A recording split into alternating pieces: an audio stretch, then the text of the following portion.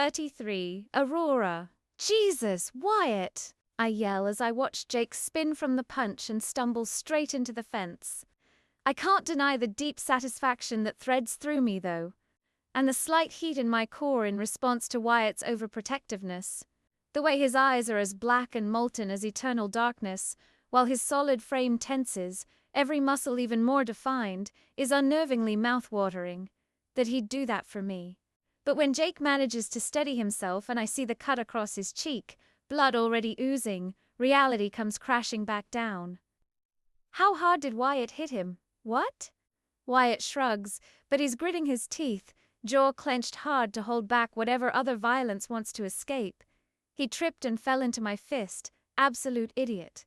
I don't know whether to laugh or shout at him. What the fuck, mate? Jake marshes back over. Fists clamped and ready. I slot myself between the two men, though I doubt my below-average height self would do much to get in the way should this escalate. God, this is a mess. This is not what I need right now. Not when people are going to start arriving in an hour. Jake, let it go, I demand, ire seeping into my bones again at the sight of him. The last time I saw him was when he left me to run after the girl he'd been cheating on me with. It's taking a hell of a lot of mental strength not to let those memories flood in right now. Not to let them overwhelm me any more than I already am. Honestly, mate, Wyatt growls. You deserved it. Wyatt, I snap around, my eyes practically bulging with the way I'm glaring at him.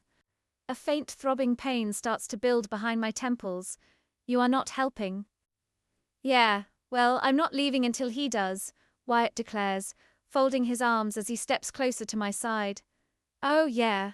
Jake laughs, squaring his shoulders. I pinch the bridge of my nose. Well, that's going to be a little bit difficult since Jake just told me he's here for the retreat, because Rowan offered him his space without telling me. So he's here until I convince him to get on another plane home. Jesus, this is the last thing I need right now. I was feeling so confident and excited for the next trial. Run today. And now. ... A cool layer of indifference veils me. It's my only other option. There are so many emotions swirling through me that I think if I let myself feel any of them, I'll drown. Especially since I haven't fully worked through the heart-wrenching anxiety that hit me when I learned that Wyatt kissed me the same night he found out Holly was engaged. I shouldn't care. I really shouldn't care. But I can't deny that the past months with him have felt so liberating. Wherever I go, whatever I do, I feel like there's a part of him with me, his voice in the back of my mind always cheering me on. Almost as if our souls are slowly intertwining just as naturally as our hands. But that also means I'm growing more anxious about what we are, because the more days that pass, the deeper I feel myself falling for him, worryingly close to a point of no return. And for a split second when I found out Wyatt knew about the engagement, the word rebound flickered through my head, even if I wish it hadn't. Part of me feels like neither of us want to touch the conversation of where we stand yet, because realistically, isn't it all riding on whether this retreat actually works? And if it doesn't, then what? But I'll deal with all these feelings and worry thoughts later, because right now, I need to get through this without breaking down. I am strong. I can do this. It's fine. I can handle him, I respond, crossing my arms to mirror Wyatt, ignoring the way Jake huffs behind me. Aurora Wyatt's eyes gleam with the laugh of disbelief he releases. You were about to have a meltdown back there, and now this. I don't think you're okay to be left alone with him. Meltdown. I hate that it reminds that I'm still not fully healed, that I don't have all my strength back. It makes me feel like a burden, and I hate that he might see me that way. I suck my teeth, taking in a deep breath as calmly as possible through my nose. Yeah, well, I can't always rely on you, can I? Wyatt's eyes flash, his jaw growing tauter. Please, I think it would be best if you just leave us to talk for a bit. He just shakes his head. No, I don't want him on my ranch. It's not your ranch, it's mine. I can't stop myself from snapping, because my mental stability is currently hanging by an incredibly thin, fraying thread. But I don't miss the way Wyatt rears back, brows drawing in sharply. I, rubbing my trembling fingers across my forehead. I'm sorry. I just need you to let me sort this out by myself. Midnight eyes flick between mine, searching. Then they close, defeat washing over Wyatt's face as he drops his arms and sighs. He walks past Jake, who entertainingly fails to hide his flinch when Wyatt stops and points at him. If you make her cry, just know that I have a shotgun. And then he trudges down the steps, off towards his place, leaving me with Jake in a past I don't want to face. Do you think it will need stitches? Jake asks, tentatively pressing the ice pack to the cut along his cheek, which is, luckily, looking far less bloody now we've cleaned it up, though I can still see the surrounding skin gaining more of a purplish tinge by the minute. No, I think he got you good, but not that good. I sit across from him at the dining table, arms crossed, just staring. I can't believe he's here. Jake lets out a breathy laugh. I didn't realize you were employing bodyguards now.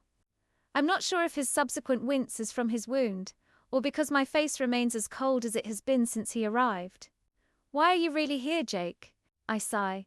Why did you have to turn up and disrupt this perfect little world I've created? Right, not the time to joke.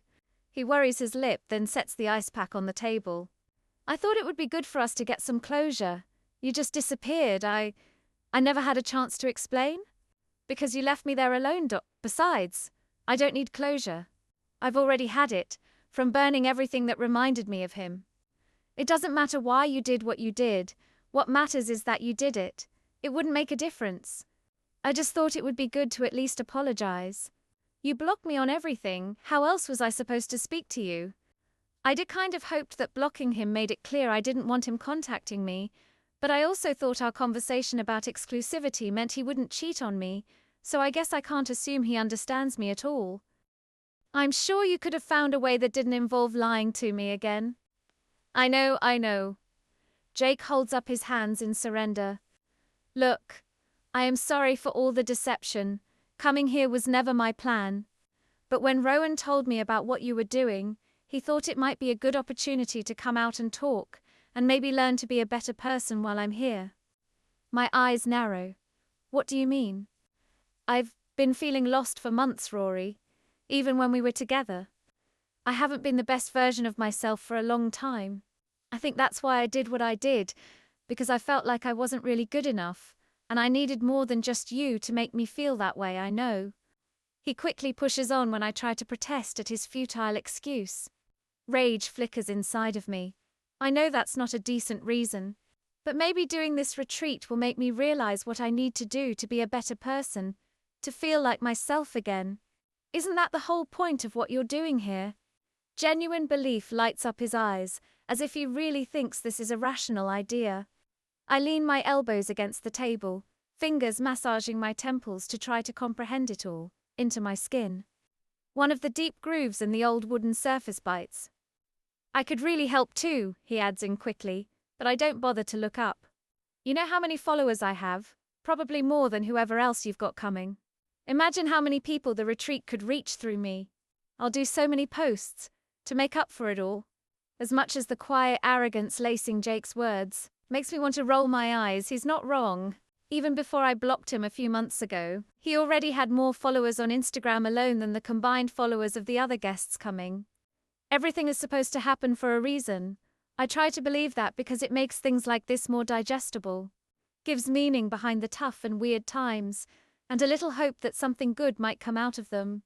Though I would rather not have gone through the confidence-crushing hell of Jake's infidelity, I'm not sure I would have ended up here, spending my days in the stable arms of a handsome rancher if I hadn't. Like the universe needed to give me one last big, albeit traumatic, push towards the right path. The one that would lead me to the right person, too. Wyatt. God, I shouldn't have been so mean to him. I have a lot of making up to do. Maybe I have to trust that the universe has sent Jake here for a reason. Maybe even just to make use of his huge social media following so Sunset Ranch can survive. For Wyatt. I knew I'd bump into Jake eventually one day, but I had hoped I might have had at least 6 months to get over everything HRST. Though 1 a.m. surprised at how confident I've been so able to stand up to him and not run away like last time. That's progress worth recognizing. Maybe, just maybe, that's the point. Here I've been so intent on healing and gaining my confidence back, learning to believe that I am enough again, that perhaps the universe wanted to send me a test to prove it. Make me face Jake, show the world that I am that strong, confident, independent woman I'm always affirming to myself about. And use this retreat as an opportunity to ensure Jake never makes a girl feel unworthy again, while also taking advantage of his influencer status for the retreat. I can't preach in the workshops I've planned for the retreat about getting comfortable with being uncomfortable and not step up to the challenge myself. If these last 2 months haven't been proof that pushing through the uncertainty is what makes you grow, then I don't know what is.